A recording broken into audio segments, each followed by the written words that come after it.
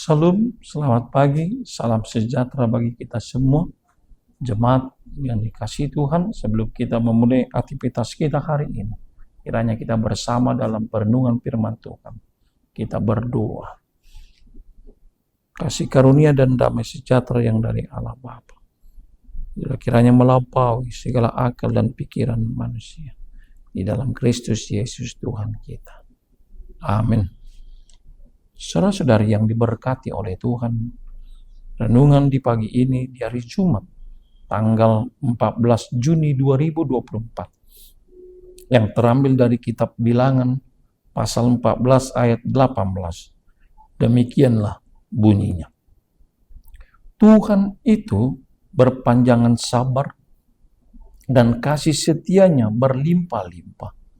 Ia mengampuni kesalahan dan pelanggaran, tetapi sekali-kali tidak membebaskan orang yang bersalah dari hukuman. Bahkan ia membalaskan kesalahan bapa kepada anak-anaknya, kepada keturunan yang ketiga dan keempat. Demikian pembacaan nats kita. Saudara-saudari yang diberkati oleh Tuhan, jika kita menilik akan kitab Bilangan yang tidak terpisahkan, Bilangan pasal 13 dengan Bilangan pasal 14, yang menceritakan peristiwa penting dalam sejarah bangsa Israel setelah mereka keluar dari Mesir dan sedang dalam perjalanan menuju tanah perjanjian yang telah dijanjikan oleh Tuhan, yaitu Kanaan. Musa mengutus 12 pengintai, satu perwakilan dari setiap suku Israel, untuk mengintai tanah Kanaan.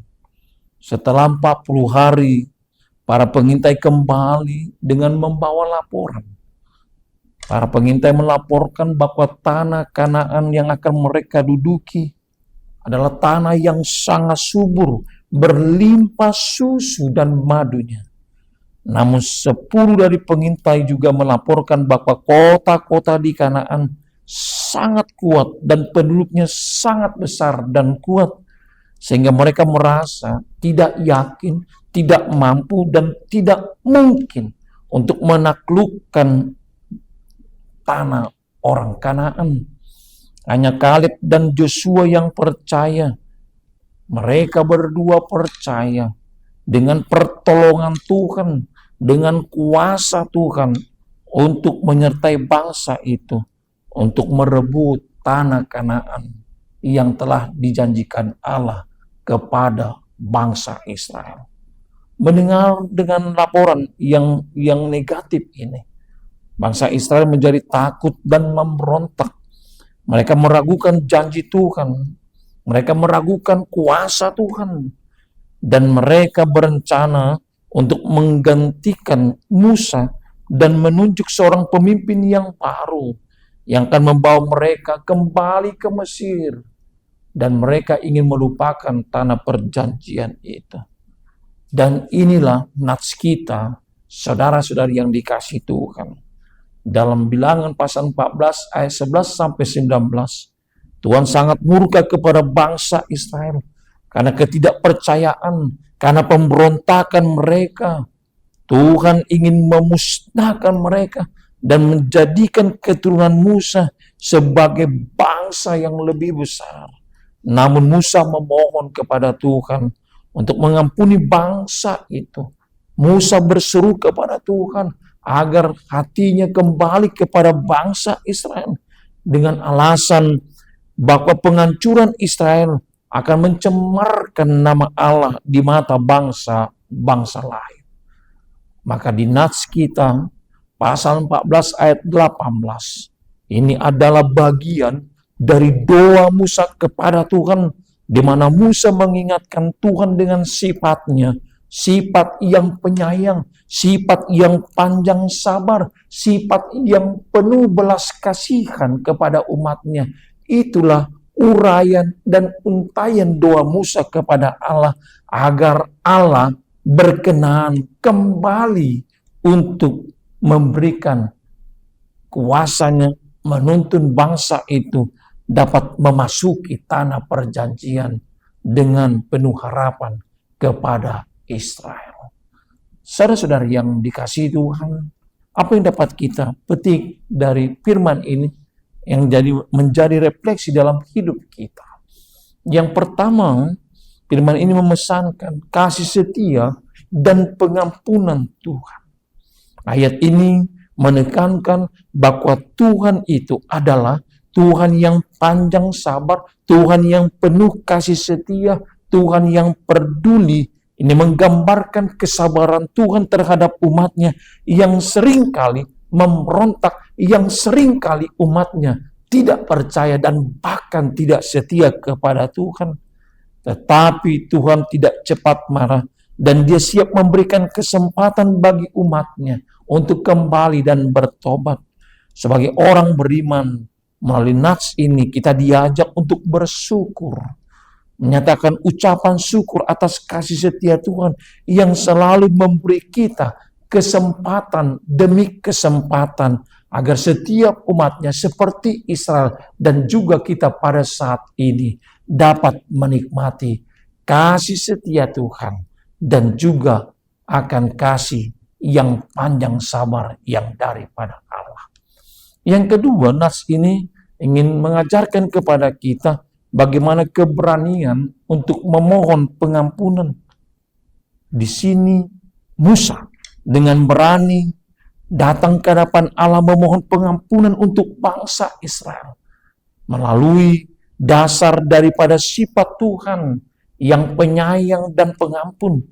Dan ini mengajarkan kita untuk tidak meragukan akan kuasa Tuhan, agar kita dapat mendekati Allah dengan doa-doa kita, terutama ketika kita memohon pengampunan atas kesalahan kita. Maka kita diingatkan bahwa Tuhan mendengar doa orang yang sungguh-sungguh disampaikannya melalui iman percayanya kepada Tuhan. Dan yang ketiga, firman ini mengingatkan kita tentang keadilan Tuhan. Meskipun Tuhan kita penuh dengan kasih setia, panjang sabar, Dia juga adalah Tuhan yang adil. Ayat ini mengatakan bahwa Tuhan tidak membebaskan orang yang bersalah dari hukuman. Di sini dinyatakan bahwasanya keadilan Tuhan berarti bahwa dosa dan pelanggaran akan mendapatkan konsekuensinya dalam setiap kehidupan umat percaya.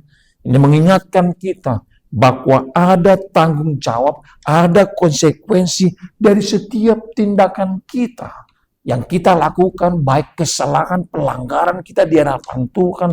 Maka kita diajak melalui nats ini untuk hidup dengan integritas dalam keadilan Allah, menyadari bahwa setiap perbuatan kita akan memiliki dampak bagi kita di hadapan Tuhan.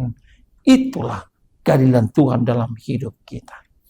Yang keempat, ingin dinyatakan dalam firman ini bagaimana tanggung jawab antar generasi orang percaya.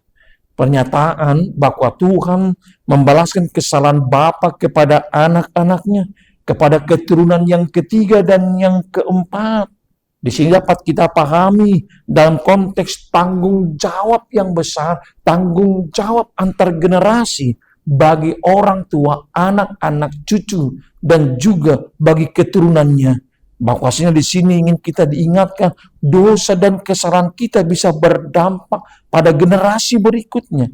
Ini mengingatkan kita untuk hidup dengan kebijaksanaan yang bertanggung jawab, memikirkan dampak dari tindakan kita terhadap anak dan cucu kita. Ini juga mengajarkan pentingnya mewariskan nilai-nilai dan norma-norma yang baik dan yang benar kepada setiap generasi kita. Itulah tanggung jawab kita antar generasi kepada setiap keturunan kita. Yang kelima dan yang terakhir, adanya suatu pengakuan dan kedaulatan Tuhan. Ayat ini juga membawa kita pada pengakuan akan kedaulatan Tuhan dalam segala hal. Tuhan berdaulat dalam memberikan kasih. Tuhan berdaulat dalam melakukan pengampunan. Tuhan berdaulat dalam menegakkan keadilannya. Dan kita diajak untuk mengakui, bersaksi akan kedaulatan Tuhan dalam hidup kita. Maka kita akan menerima kasih-Nya dengan penuh syukur dan menghormati keadilan Tuhan dengan hidup sesuai dengan kehendak Allah. Amin. Mari kita berdoa. Ya Allah Bapa kami yang di surga, terima kasih Tuhan atas kehidupan yang baru Tuhan berikan bagi kami di pagi yang indah ini. Kami telah disirami akan kebenaran firman Tuhan. Kau mengajarkan kami agar kami selalu senantiasa hidup dalam kasih setia Tuhan dan pengampunan yang telah Kau berikan dalam hidup kami. Agar kami mampu juga Tuhan untuk hidup memberitakan kabar baik setiap generasi anak dan cucu kami. Bahwasanya dalam setiap kehidupan kami akan kesalahan orang tua kepada anak-anaknya dan kepada keturunan yang ketiga dan keempat, Allah akan membalaskannya ketika kami berbuat yang tidak sesuai di hadapan Tuhan. Untuk itu Tuhan, ajari kami untuk tetap setia dan taat, menyatakan dan bersaksi, pengakuan yang berdaulat akan Tuhan, Tuhan yang berdaulat, Tuhan yang pemberi kasih, Tuhan yang pengampun, dan Tuhan juga yang menegakkan keadilan dalam kehidupan kami. Ya Tuhan Allah Bapa kami berserah satu hari ini seluruh jemaat-Mu dimanapun mereka berada bersama dengan anak-anak kami. Jaga, lindungi, sertai kami. Jauhkan kami dari mara bahaya dan pencobaan. Antarkan kami Tuhan untuk meraih dan menikmati akan anugerah dan berkat Tuhan. Hanya di dalam kasih Kristus kami berdoa dan mengucap syukur. Anugerah Tuhan kita Yesus Kristus, kasih setia Allah Bapa dan persekutuan Roh Kudus kiranya menyertai dan memberkati-Mu sampai selama-lamanya. Amin.